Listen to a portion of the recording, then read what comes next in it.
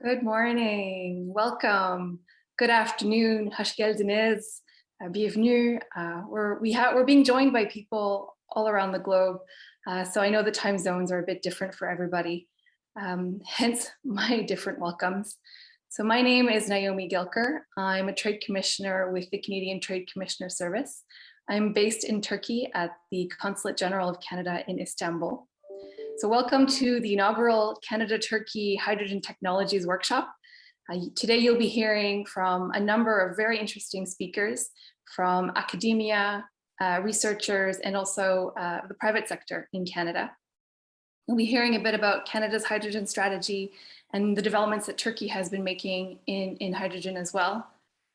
I'd really like to extend a huge thanks to Professor Ibrahim Dincer, who's the president of the Turkish Hydrogen Technologies Association, and he's also the co-organizer of today and tomorrow's workshop. I should add that it's a two-day workshop. So it's because of him that today is possible, and his network. He's also a professor in Canada, one of the universities, and so that's helped a lot.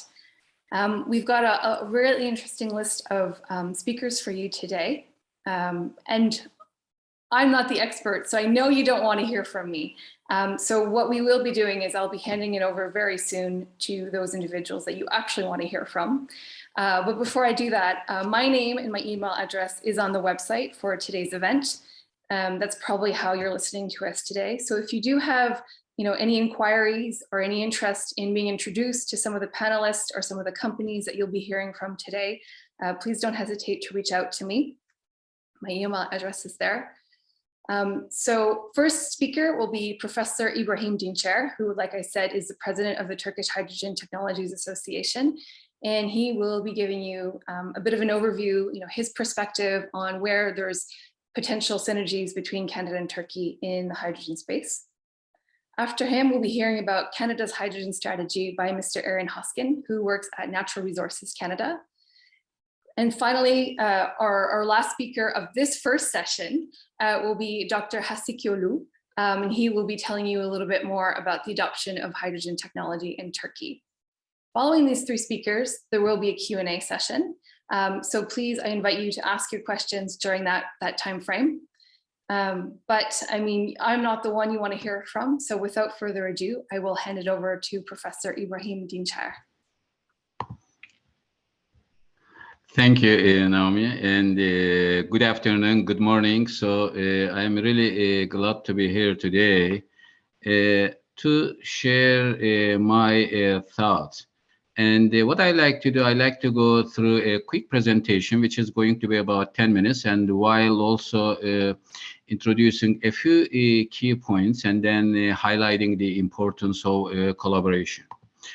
And having said that, now, presumably it is now seen. Okay, so I selected intentionally the title as Why Hydrogen? And I like to highlight a couple of important things before really getting into the core of this presentation. And I had a perspective article last year and really making this illustration by also highlighting that COVID-19 has been a kind of turning point and the closing carbon age, but opening the hydrogen age. And excuse me 1 second. So what I do, my sincere apologies, I have to really reboot my laptop. So it may take 2 minutes anyway. I will use. We'll just move on to the next. Yeah, speaker. let's move to the next one. Probably I will be the last speaker. Since I have this issue, let's stick to the original, and then I be the last speaker. Okay. If Aaron, if you're ready to go ahead, maybe we'll move to Canada's hydrogen strategy. Sure. Thank you, and good morning, everyone, or good afternoon, depending on where you are. It's a real honor to be part of this inaugural workshop. And in fact, Professor Dincer and I have known each other for more than a decade now, working on hydrogen in Canada. So without further delay, I'll jump right into the presentation. Hopefully this can be the start for some ongoing discussions, I think, because there's a lot of opportunities between Canada and Turkey in terms of hydrogen technology development and also use. So the hydrogen strategy for Canada, before we get into that, the hydrogen story is really a Canadian story. In fact, for more than 100 years, Canada has been at the forefront of hydrogen fuel cell technology development. One of the world's first patents for large-scale hydrogen production equipment was filed in Canada in 1915, using our vast clean electricity grid to make electrolytic hydrogen for use in the fertilizer industry. And that large-scale industrial production ramped up in 1920, and a number of world's firsts continued right through to today, where you're seeing large-scale deployment happening around the world using Canadian technology, including the first train in Wuppertal, Germany, using Canadian technology as well. So there's lots of opportunities, and Canadian technology companies continue to be at the forefront of global deployment. Canada has several advantages as well. We have abundant feedstocks across the entire hydrogen production stream, from a low emitting grid, one of the lowest in the world, to strong renewable potential, vast conventional resources, as well as expertise in carbon capture, utilization, and storage, which really positions us to become a supplier of choice for clean hydrogen and the technologies that use it. We have world-leading technology companies, as I mentioned. We have strong federal labs at the government level and at the industry level. And in fact, for several decades, industry has continued to invest heavily in growing the innovation in this sphere. We have a very strong conventional energy sector, more than 900,000 direct and indirect jobs, and about $600 billion in investments. And we know that this strong energy sector can be pivoted and become an energy sector of the future in a low carbon future, with hydrogen at the forefront of that. We have long-standing international collaborations, more than 40 years of collaborating with countries around the world on hydrogen technologies and safety and production and end use and innovation as well. And we can really lever that. We have access to markets, and so we're relatively close to the European market on our east coast. We're close to the Asian market on our west coast into Japan and South Korea. And we do have the world's longest undefended border with the United States. And so we do have opportunities to become that supplier of choice. And you'll realize throughout my presentation, I do mention that Canada's hydrogen strategy is not just domestically focused. Yes, there's opportunities across the entire country to produce and use hydrogen to drive down emissions, but there's also opportunities to become that supplier of choice to the world for clean hydrogen and the technologies that use it. And hopefully today can be part of those discussions. And we have a unique starting point. We're one of the world's top 10 producers in hydrogen and the world leading currently producer of clean hydrogen. And we have that history of leading the world. Just some key findings of our strategy. Actions are required across the entire value chain. I don't think anything in our strategy is different than what's in the European Union strategy or the UK strategy or the German strategy, or pretty much every strategy around the world has all of the same components. It's just how each country picks and chooses which ones to focus on. We just so happen that in Canada, pretty much every opportunity is there across the entire country. We do realize that early deployment will happen in a combination of hubs, which brings stakeholders across the value chain together, as well as large-scale signature projects. And we're already seeing industry step up and make significant investments in growing the clean production in Canada.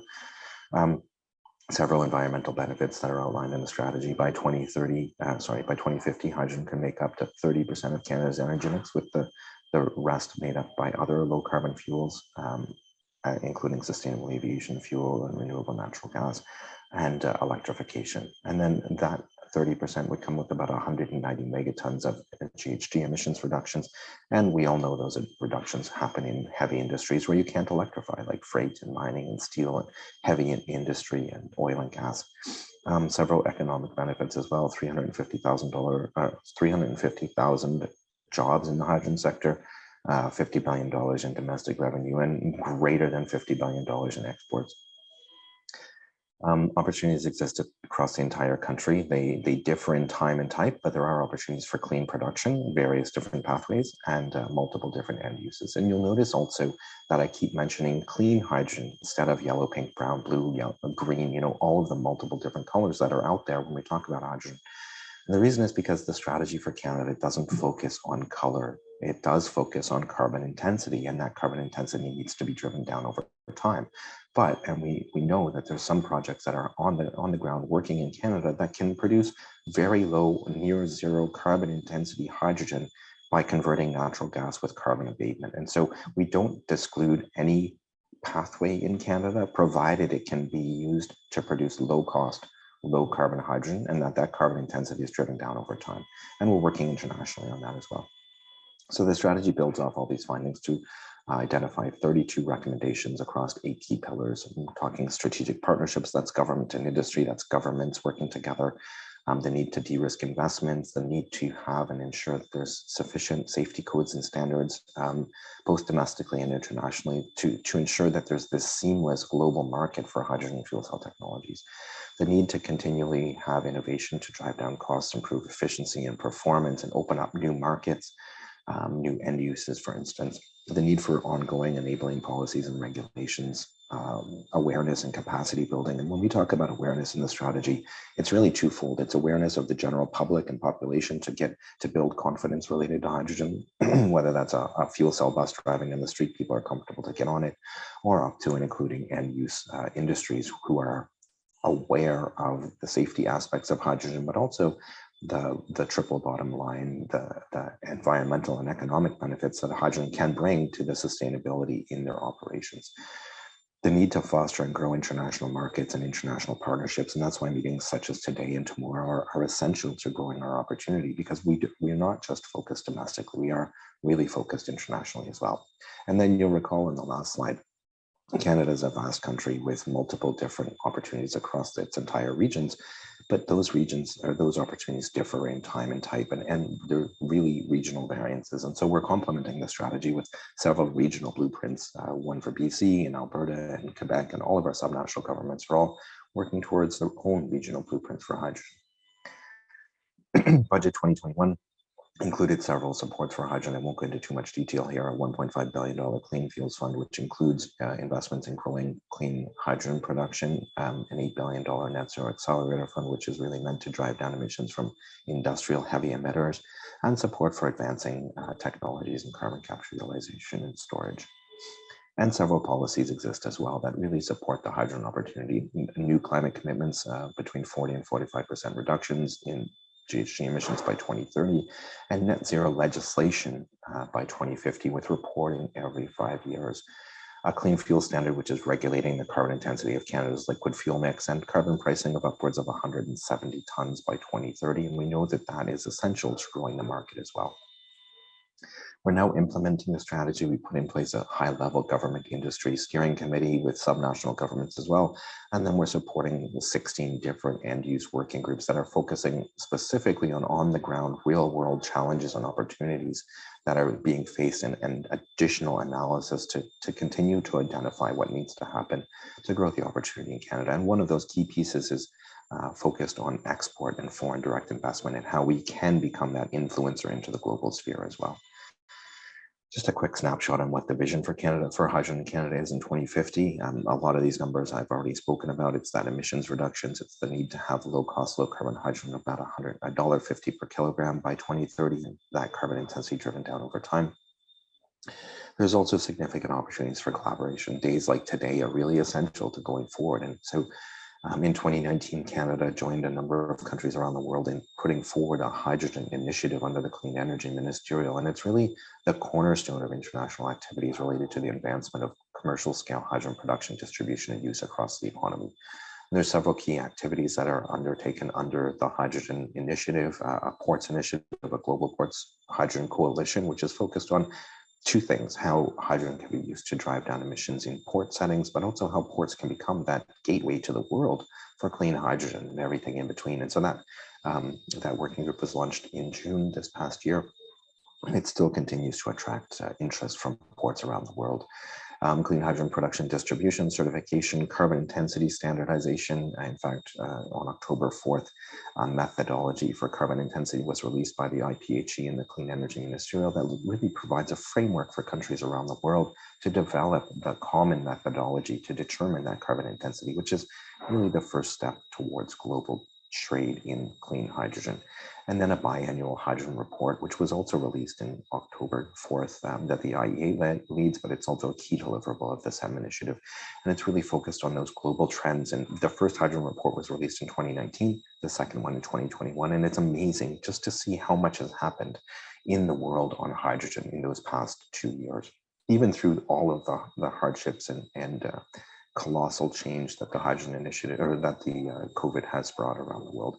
And there's opportunities also to continue that collaboration bilaterally as well. And so opportunities on analyzing supply chains, freight and marine opportunities. These are just my own thoughts. And then how the conventional oil and gas sector, including infrastructure and blending, can be positioned to remain competitive using hydrogen. So with that, I think I've taken up most of my time, and I will stop sharing and stop talking and pass it off to the next speaker. Thank you for the opportunity. Thank you very much, Aaron. That was very interesting. So I think we will go on to Dr. Hasekioğlu. He will tell us a little bit more about the hydrogen sector in Turkey. Good morning. I'm trying to share my screen in a second, just one moment. Okay, my name is Orkun Hasekioğlu. I'm the Vice President of Turkish Energy, Nuclear and Mining Research Agency. We are affiliated with the Ministry of Energy and Natural Resources. I'm going to today try to overview the hydrogen energy strategy of Turkey as it stands today. I think by now it's evident that it has almost become compulsory for all nations to consider for planning and implementing the requirements of hydrogen economy. This is a fact recognized worldwide, and almost every industrialized nation as of today has declared, or they are about to declare, a national plan, a strategy for hydrogen economy, including us. First and foremost, the intergovernmental commitments and obligations of Turkey require carbon neutral energy production by the year 2050. And for this to be realized, as I'm depicting in this particular slide, the modes and portfolio of the global energy production has to undergo a profound transformation in order to fulfill the targets committed in the Paris Agreement.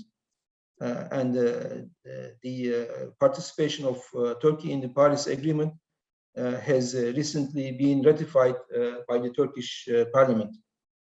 And also the European Union Green Energy Objectives. And inevitably, low carbon electricity from renewable and non-fossil resources will become a preferred energy production mode in the near future. Hydrogen as an energy storage and transportation medium is a potential missing link in this decarbonization process. And I would like to emphasize on an important remark that's often overlooked in the production of hydrogen. That's the production of clean hydrogen through the use of non-fossil resources is important.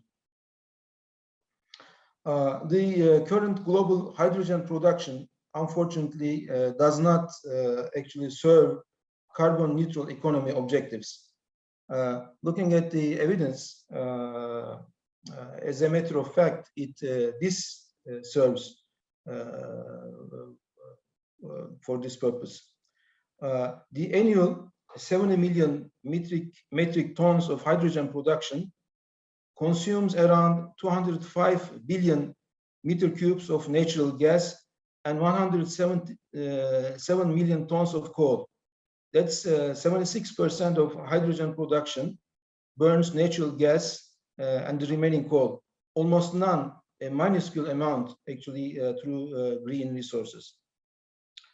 Up to this date, there has been a number of Turkish hydrogen economy roadmap studies, including the one by the Hydrogen Technologies Association, headed by Professor Ibrahim Dincer, that is going to talk about this soon. In addition, the Turkish Science, Technology and Innovation Board, that is reporting to the President of Turkey, and Shura, Energy Policies Research Center, this is an NGO, it's a non-governmental organization, have produced similar studies. Nevertheless, none of these studies have been officially ratified to be a national plan as of today. More recently, TENMAK, the Turkish Energy, Nuclear and Mining Research Agency that I work for, was directed by the Ministry of Energy and Natural Resources to conduct a formal study of hydrogen technologies. And this, hopefully, this particular study expectedly will lead to an officially recognized, decisive, and eventually a conclusive national hydrogen economy roadmap. As it stands now, this is an ongoing study, and we hope to conclude this study by the end of this year. In my intervention, I will introduce an overview and some of the key recommendations highlighted that will be highlighted in this TENMAK study. Before going to that, I would like to underline a key strategy that has recently been recognized in the international community, and that is often neglected in our national roadmap studies. That is the use of advanced nuclear reactors in clean hydrogen production.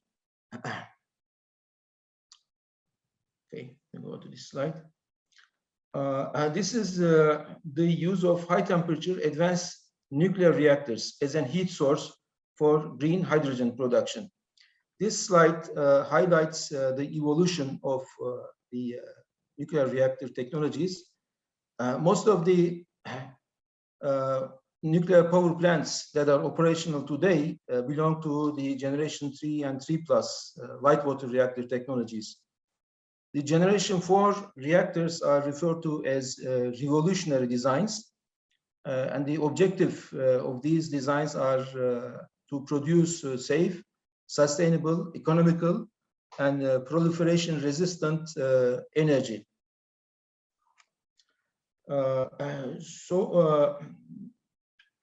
By way of illustration, I would like to cite just a few of the remarks by the directors of the leading international organizations that I have witnessed during the past couple of months, at the committee meetings and council meetings.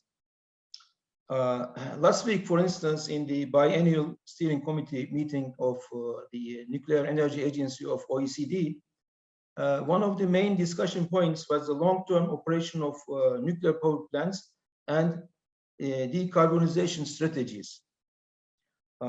As a matter of fact, tomorrow there'll be an NEA strategic briefing on the role of the nuclear power in supporting climate mitigation, especially as part of future hybrid energy systems. That is going to be discussed in the context of the upcoming COP26 international meeting. And this particular meeting that will be addressed to the members of the NEA steering committee, and it will emphasize the inevitability of the use of nuclear energy to reach the zero carbon emission goals by the year 2050. And this fact was also emphasized in the opening remarks of the OECD Secretary General and the progress report of the NEA Director General William Macwood to the members of the steering committee that was held last week. As a second example, we might cite the IAEA General Conference that was held 2 weeks ago in Vienna. A number of side events and working group discussions was dedicated to this, and they underlined the inevitable use of advanced reactors in the production of clean hydrogen. A third example I might cite at a regional level, the European Commission Clean Energy Initiative and the recently issued the Euratom research program, emphasizing once again the inevitable use of advanced nuclear reactors for climate control and the use of fission energy, the heat produced by the fission energy in the production of industrial heat and hydrogen. I don't want to extend this further, but just to emphasize the point, yet another example, again at the regional level in North America, recently issued, the US hydrogen energy roadmap. And in particular, our recent discussions with the United States Department of Energy Idaho Nation Labs. They again highlighted their plans on the use of nuclear fission heat, and they announced a $20 million Department of Energy program to produce clean energy, clean hydrogen from nuclear power. And they're actually highlighted, the target was the $1 per 1 kilogram of clean hydrogen in 1 decade. That's in a nutshell. This statement summarizes the objective of U.S. Department of Energy in terms of the use of nuclear energy in hydrogen production. As I mentioned, the advanced nuclear reactors, they are key to sustainable, cheap, accessible, and clean energy, together with producing clean hydrogen. For clarification purposes, when I say advanced reactors, just to be in agreement with the recognized international nomenclature, distinct from the current generation 3 and generation 3 plus light water reactors, I'm referring to the 6 reactor designs that are identified by the nuclear engineering community, in particular the Generation 4 Forum. Canada is one of the leading countries that have recognized the potential of advanced reactors as a source of sustainable energy and clean hydrogen production. At least 2 advanced reactor programs that I am aware of, namely one of them is the terrestrial energy and the other one MOLTEX. These 2 programs are in the certification process through the Canadian National Certification and Regulatory Authority. So this is an area that I would think we could, and I would like to emphasize, Turkey and Canada can cooperate for the benefit of the 2 countries. For this, I would like to spend a few words about the advanced reactor program that we are planning to operationalize in Turkey, in particular the molten salt reactor program. Molten salt reactors is a leading advanced reactor concept that can deliver high temperature heat for industrial processes, as well as, of course, for the production of clean hydrogen, and together with the production of electricity. In 2018, Turkey has submitted a bid to join the OECD Generation 4 International Forum, the GIF Generation 4 Forum, which is a platform where countries share knowledge and experience. In response to the prerequisites of the Generation 4 policy group, the policy group is the governing body of this forum, we have defined a 10-year national molten salt reactor roadmap. And the objective of this 10-year program is to design and construct a multi-purpose small modular reactor based on the molten salt reactor technology. And this we would like to do in collaboration with the International Advanced Reactors Research Community. This 10-year program covers all aspects of the molten salt reactor technology development, leading to a multi-purpose nuclear energy reactor. And the planned activities under this framework, under this program, covers all aspects of the MSR technology, that's ranging from fuel and coolant salt production, the neutronics and thermal hydraulics, modeling, simulation, safety, security, and safeguards assessment that would hopefully lead to certification, molten salt loop test facilities, to the industrial heat applications, such as hydrogen production, as we are discussing today. And this plan suggests an MSR reactor with a 30 megawatt thermal of energy production in the first phase. That will hopefully lead to a larger reactor with a 300 megawatt thermal of energy output in the second phase. So coming back to our national hydrogen economy roadmap that is in preparation by TENMAK, I must admit the coverage as it stands today is more on hydrogen economy rather than clean hydrogen economy that we are emphasizing today. Nevertheless, the hydrogen strategy roadmap covers all of the four major aspects of hydrogen economy. Namely, these are the production stage, the hydrogen storage stage, the distribution aspects, and the energy conversion technologies of hydrogen. So our national plan will cover all of these four aspects. And here are some of the key drivers that we are mentioning in this study. First is we would like to use the existing natural pipelines for mixed hydrogen and natural gas fuel. The second key driver is hydrogen production from renewable sources and coal. The third one is capacity development to export hydrogen, to produce hydrogen for our national need, and also not only that, but to export hydrogen. The fourth key driver is the utilization of the Turkish boron resources for hydrogen storage and transportation. Remember that Turkey produces close to 75% of the boron used worldwide. So we have quite substantial boron reserves, and we'd like to make use of them to the limit, if you could. And the key recommendations, as far as the technology development is concerned, in all these four aspects, namely they were the production, storage, transportation, and utilization, were as follows.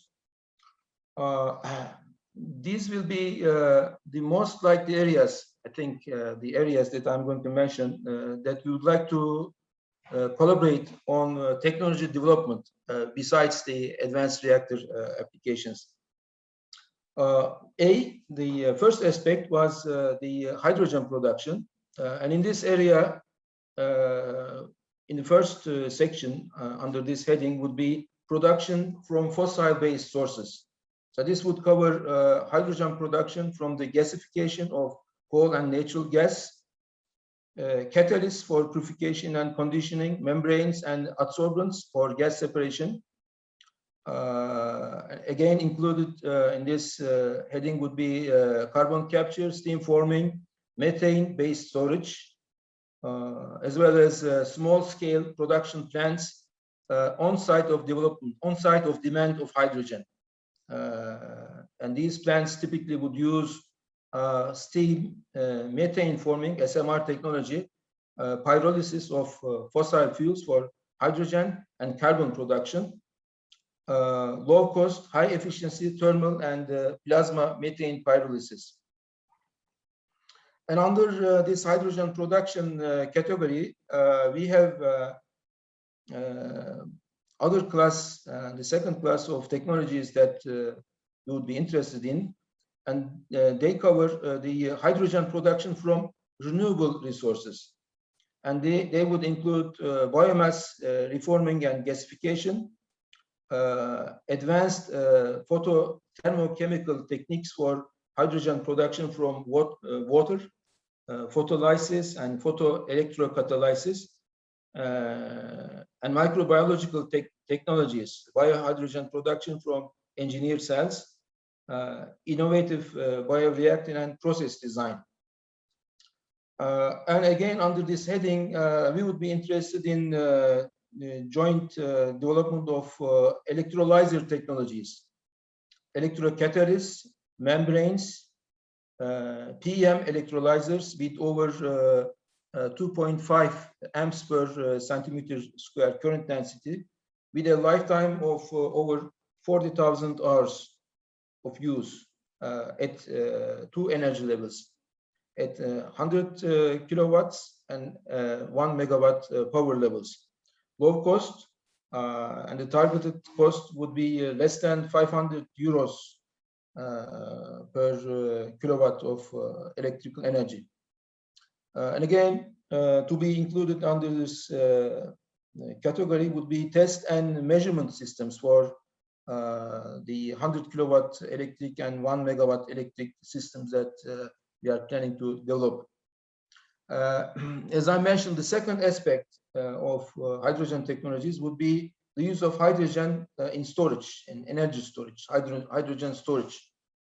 Again, here we would be interested in pressurized hydrogen storage for fuel cell electric vehicles at pressures of 300 bars, 700 bars, and 500 bars with cryo compression. Hydrogen storage using carbon, metal organic zeolite, or hydride-based absorbents is also another technology interest that we have under this category. And the third application would be the use of hydrogen as a energy distribution agent, hydrogen distribution aspect. And under this category, we would be interested in strategic targets in distribution of hydrogen is the use of existing natural gas pipelines. I had mentioned the key drivers at the beginning of this overview, and one of these key drivers was the capability of the use of existing natural gas pipelines. So materials and technology development for the evaluation and adaptation of this existing gas transport pipelines will be of interest to us. And finally, the last category of hydrogen technologies would be the utilization and applications aspect of hydrogen. And the first one under this category would be the development of fuel cell electric vehicles and the related fuel cell components, namely the membranes, the catalysts, and the electrodes are of interest. The second area, as far as hydrogen utilization is concerned, would be developing gas turbines that would burn hydrogen instead of conventional fossil fuels. And the third would be transforming the steel, petrochemical, fertilizer, and cement industries towards the utilization of hydrogen instead of conventional fossil fuels. So these are some of the areas that I'm listing, in the slides, but I try to get into more details through my presentation. So this is all I would like to say for now. Unless there are other questions that I might try to answer. Thank you for listening. Okay, thank you very much. I'm not sure if Professor Dincer is still there. And yes, Naomi, I can make it briefly. Sure. And then if necessary, we can do further discussion during the closing session. Yes, I will be happy to present mine quickly. Okay, perfect. Thank you. All right. So I was here trying to make the point that, really COVID-19 has expedited and accelerated the transition. The transition basically from carbon age into hydrogen age. And accordingly, several countries, as Aaron mentioned, have made their strategic plans to go for a hydrogen economy. So everything is coming down to really what sources to use. Now, people are making really essential priority on renewables. And obviously, renewables will better survive with hydrogen energy technologies. As everybody knows, sun is sunshine. Of course, we don't have sunshine available all the time. We don't have wind blowing all the time. So really, accordingly, we have this fluctuating nature of renewables, essentially, and we really need to have this complementing technologies, which will be provided by hydrogen technologies. And also, it is important to look at this particular slide by considering the life cycle assessment. And what you see over here, technically, this is clearly telling you that cracking these, using hydrocarbon fuels for hydrogen production is not going to make much sense in terms of CO2 emissions unless you do carbon capturing. However, when you look at the nuclear heat or electricity plus renewables to be used for dissociation of water into hydrogen and oxygen is gonna make better sense. And then to look at the hydrogen-related activities, especially research and development activities, and how much contribution comes from the universities.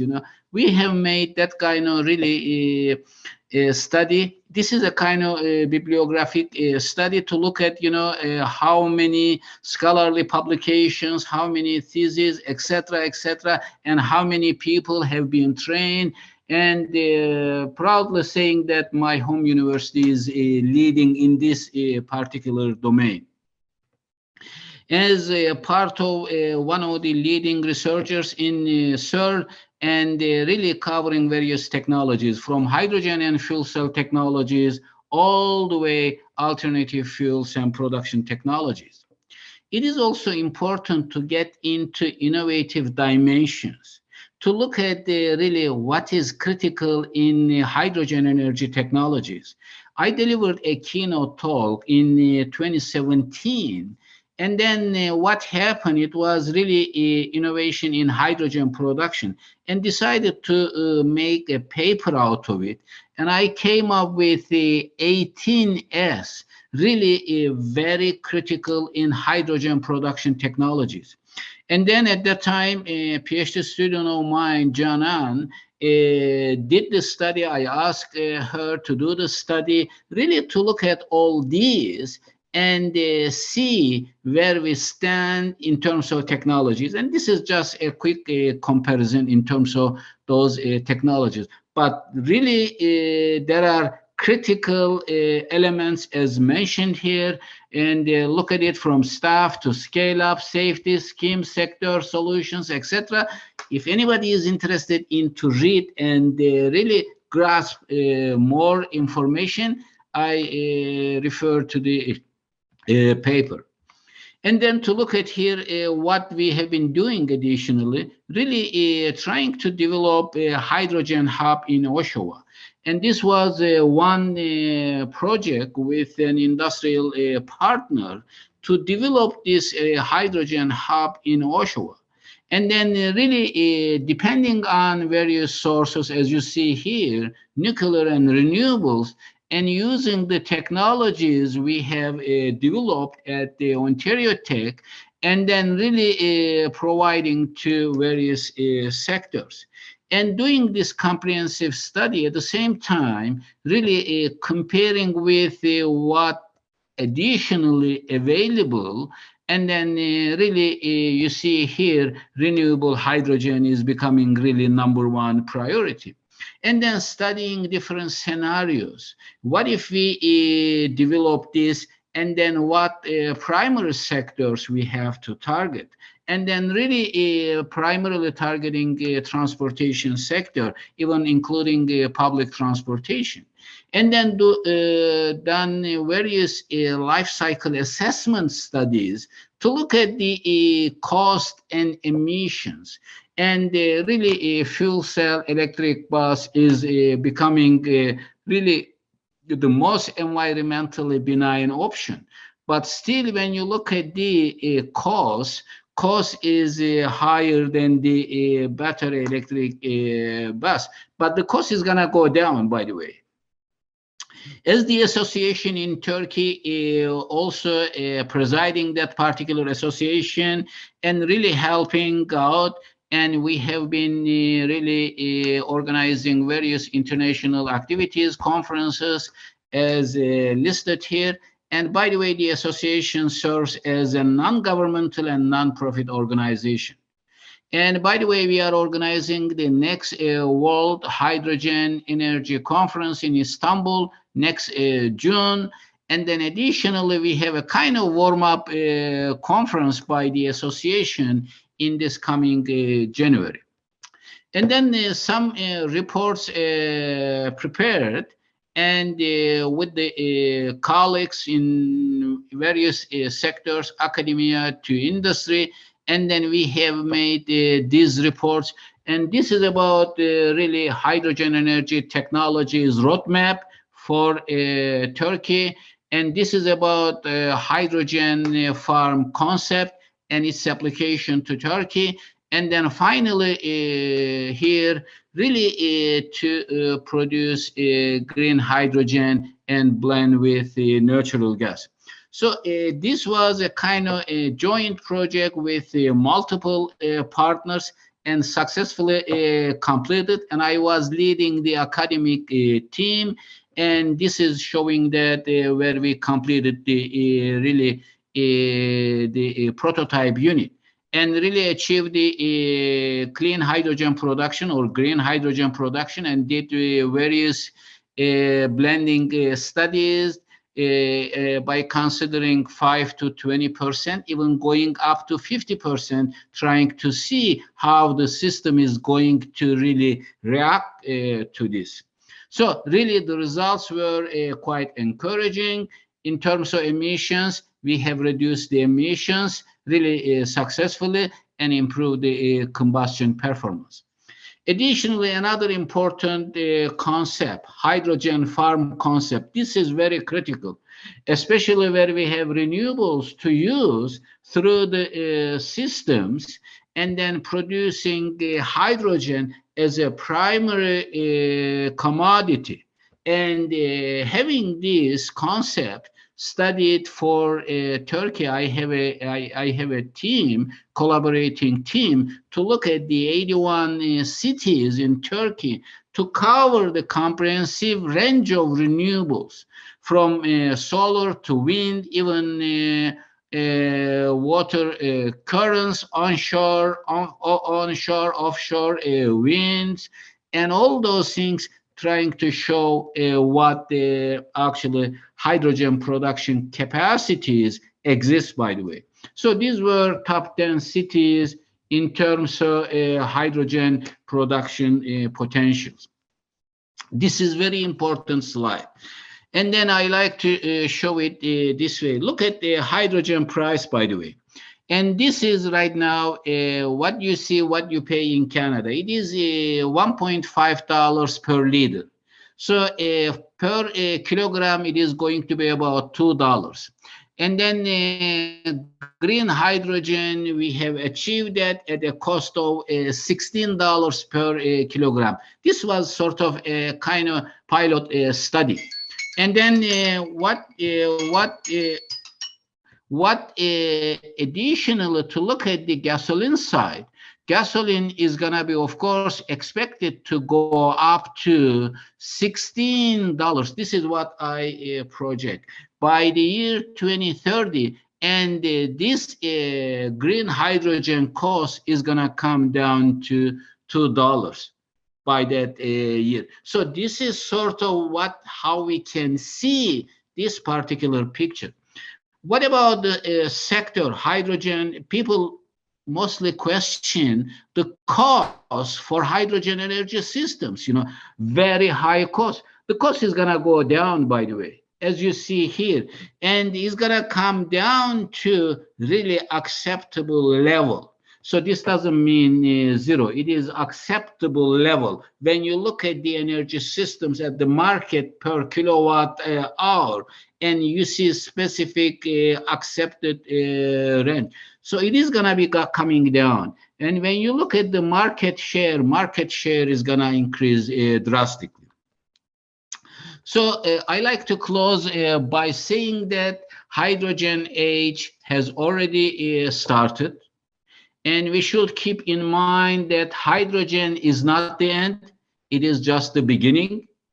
And remember, hydrogen is gonna serve as a fuel, energy carrier, and more importantly, as a feedstock. Because why? Imagine now, if the fossil fuels are going to be banned, what is needed? Hydrogen. And hydrogen is going to be really main commodity. and you need carbon dioxide or carbon monoxide streams to be able to synthesize into many alternative fuels or renewable fuels or synthetic fuels, the way you call it. And then obviously it is clear that hydrogen sector will be the biggest ever. You know, oil sector has dominated the, let's say, past 100 years. Now I believe hydrogen sector will be even bigger than this, petroleum or oil sector. Anyway, I stop here, and then maybe questions. I will be happy to come back during the closing session, and then entertain any questions, comments you have got for me. I have to get my next meeting. Thank you. That's okay. Thank you. So, and thank you to all our presenters, our first 3 presenters. It was very valuable to hear what you all had to say. Just for the question to stay on time, we'll move to the next session. But if there are questions for our 3 first presenters, you can put them in the Q&A session or section, and I can either email them to them later, or as Professor Dincer will be returning for our closing session, you could always ask your questions then. So for those of you who want to move to the next session, the one on Canadian capabilities in hydrogen and fuel cell technologies, what you have to do is leave this session. You'll see in the chat box, there's a link to the next session. Click on that and move to the next session. And there they will be ready for you, and we'll start the next session there. So I'll see you in a few minutes. Thank you.